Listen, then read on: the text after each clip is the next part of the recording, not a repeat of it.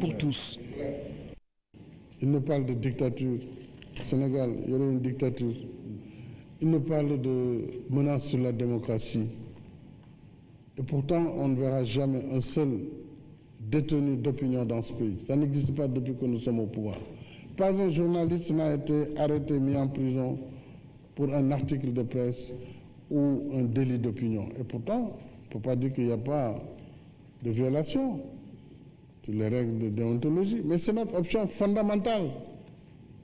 Et nous allons sortir bientôt le code de la presse, le nouveau code de la presse, après une longue période de gestation, une longue période également de concertation. Ce projet devrait passer la semaine prochaine, en principe, repasser en Conseil des ministres, parce que le projet était déjà à l'Assemblée nationale et c'était les députés, et dans leur indépendance et leur pouvoir, qui avaient rejeté.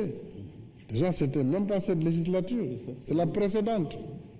Donc nous avions décidé de reprendre le projet, nous l'avions retiré de l'Assemblée, nous avons refait les concertations avec les acteurs de la presse, de l'audiovisuel.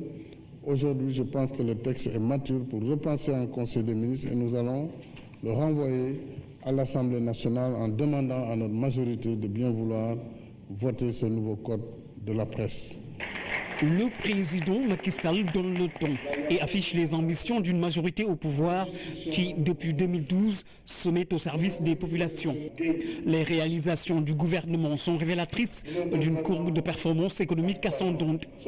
Aujourd'hui, les leaders veulent renforcer l'image de la coalition Benno Bokk Yakaar, la rendre plus solide et asseoir une longévité qui est déjà unique dans l'histoire politique du Sénégal.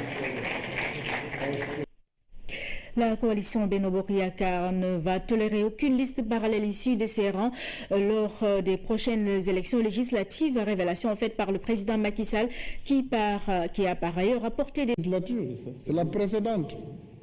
Donc nous avions décidé de reprendre le projet, nous l'avions retiré de l'Assemblée, nous avons refait les concertations avec les acteurs de la presse, de l'audiovisuel. Aujourd'hui, je pense que le texte est mature pour repenser en Conseil des ministres et nous allons le renvoyer. Une longue période de gestation, une longue période également de concertation. Ce projet devrait passer la semaine prochaine, en principe, repasser en Conseil des ministres, parce que le projet était déjà à l'Assemblée nationale et c'était les députés, et dans leur indépendance et leur pouvoir, qui avaient rejeté. Déjà, c'était même pas cette législation en prison pour un article de presse ou un délit d'opinion. Et pourtant, on ne peut pas dire qu'il n'y a pas de violation sur les règles de déontologie, mais c'est notre option fondamentale. Et nous allons sortir bientôt le code de la presse, le nouveau code de la presse, après à l'Assemblée nationale en demandant à notre majorité de bien vouloir voter ce nouveau code de la presse. Le président Macky Sall donne le ton et affiche les ambitions d'une majorité au pouvoir qui, depuis 2012, se met au service des populations. Les réalisations du gouvernement sont révélatrices pour tous. Il nous parle de dictature. Au Sénégal, il y aurait une dictature. Il nous parle de menaces sur la démocratie. Et pourtant, on ne verra jamais un seul détenu d'opinion dans ce pays. Ça n'existe pas depuis que nous sommes au pouvoir. Pas un journaliste n'a été arrêté.